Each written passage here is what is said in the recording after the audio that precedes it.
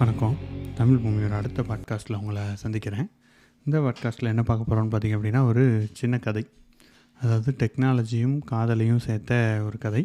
இந்த காலத்தில் எப்படிலாம் வந்துட்டுருக்கு, எப்படி மாற வாய்ப்பு இருக்குது அப்படின்றத பற்றின ஒரு சின்ன கதை. கதை பேர் விண்டோ காதல் அப்படின்னு வச்சுருக்கேன். ஸோ இந்த கதையை நான் படிக்கிறேன். உங்களுக்கு பிடிக்குதான்னு பாருங்கள். உங்களோட கருத்துக்களை சொல்லுங்கள். இந்த மாதிரி நம்ம நிறைய கதைகளை பாட்காஸ்ட்டில் கேட்கலாம். கதை ஆரம்பிக்குது. ஸோ விண்டோ காதல். கடல் ரம்யமாய் அலையடித்து கொண்டிருந்தது. லேசாக மழை வர்ற மாதிரி இருந்துச்சு. ஆஃபீஸ்லேருந்து வீட்டுக்கு போகிறவங்கலாம் கொஞ்ச நேரம் அப்படியே காற்று வாங்கி போகலாம் அப்படின்ட்டு அந்த கடல் பக்கத்தில் உட்காந்துருந்தாங்க. மெரினா கடல் பக்கத்தில் சூடாக ஆவி பறக்க நங் என்று கடலை வருத்தபடியே ஒரு கடலை வண்டி போயிட்டு இருந்துச்சு. அப்படியே ஒரு சுண்டல் விற்றுட்ருக்காங்க. அப்படியே ஆவி பறக்க வர்ற மனம் நம்மளை அப்படியே சுண்டி இழுக்குது. ரொம்ப அருமையான மாலை வேலையாக அது இருந்துச்சு. ஜெனிஃபர் அந்த வாட்சை பார்த்துட்டே யோசனையிலே இருந்தா. கடலையே விரித்து பார்த்துட்டே இருக்கா. இந்த ரொமான்டிக் மாலை நேரம் அவளுக்கு ஏனோ பிடிக்கல. இந்த மலை மேகம்லாம் கலைஞ்சால் நல்லா இருக்குமே அப்படின்னு நினச்சா, உடனே அந்த மலை மேகம்லாம் என்னமோ அவள் சொல்லுக்கு கட்டுப்பட்ட மாதிரி அப்படியே கலைஞ்சு போயிடுச்சு. வானம் நீல நிறமாயிருச்சு. அப்போ தான் தொலைவில் பார்த்தா அருண் வந்துக்கிட்டு இருக்கான். அருணை நினைக்கும்போது அவளுக்கு இனிமையான நினைவுகள் அலையடித்தன.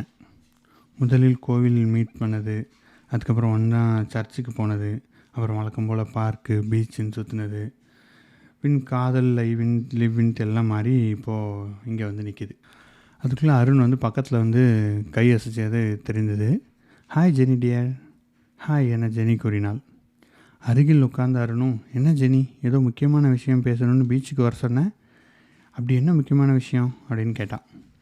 அது நாம் இப்படி சந்திக்கிறது நல்லதில்லை, நம்ம பிரேக்கப் பண்ணிக்கலாம், அதுதான் நம்ம எல்லாருக்குமே நல்லதுன்னு சொல்கிறா ஜெனி.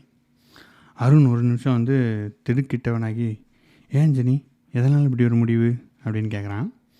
எங்கள் வீட்லேயும் இப்படி ஒரு உறவை ஒட்டுப்பாங்கன்னு எனக்கு தோணலை. நம்மளோட லிவின் வாழ்க்கைக்கு ஒரு எதிர்காலம் இருக்கிற மாதிரி எனக்கு தெரியல. அதனால தான் இப்போவே பிரேக்கப் பண்ணிக்கலான்னு தோணுச்சு. அருணும் இந்த லிவின் லைஃப்பில் இருக்கிற முக்கியமான விஷயமே எந்த ஒரு நிர்பந்தமும் இல்லாமல் நம்ம வாழ முடியுன்றது தான். அதனால தான் உன் முடிவை நான் மதிக்கிறேன் அப்படின்றான். ஜெனிக்கு இந்த ஒரு விஷயத்தில் தான் இவனை பேக்கப் பண்ணுறது ரொம்ப கஷ்டமாக இருக்குது. எவ்வளோ ஜென்டிலாக எடுத்துக்கிறான், இவனை மாதிரி இன்னொரு தானே பார்க்க முடியுமான்ட்டு தெரியல அப்படின்ட்டு நினச்சிக்கிட்டா ஜெனி. ஆனால் என்ன நினைத்து என்ன என்று தோன்றியது.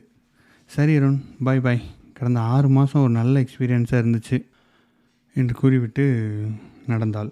லாக் அவுட் அண்ட் டீஆக்டிவேட் அப்படின்னு மெட்டாவர்ஸில் கிளிக் பண்ணி அவளோட அவதார், டிஜிட்டல் அவதார்ன்ற மாய பிம்பத்தை அழிக்க கட்டளையை பிறப்பித்தாள் ஜெனின்ற திவ்யா.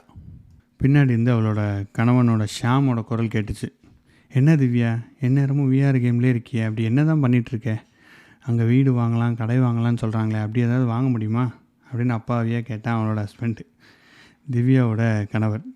திவ்யா விஆர் ஹெட்செட்டை தள்ளி வச்சுட்டு, அதெல்லாம் இல்லைங்க, இன்னும் அந்தளவுக்கு வளரலை, நம்ம இன்டர்நெட் ஸ்பீடும் இன்னும் கூடணும், இப்போ தான் 60 வரப்போகுதுன்னு சொல்கிறாங்களே, அதுக்கப்புறம் ஏதோ பண்ணலாமான்னு நினைக்கிறேன் அப்படின்னு சொல்லிகிட்ருக்கா.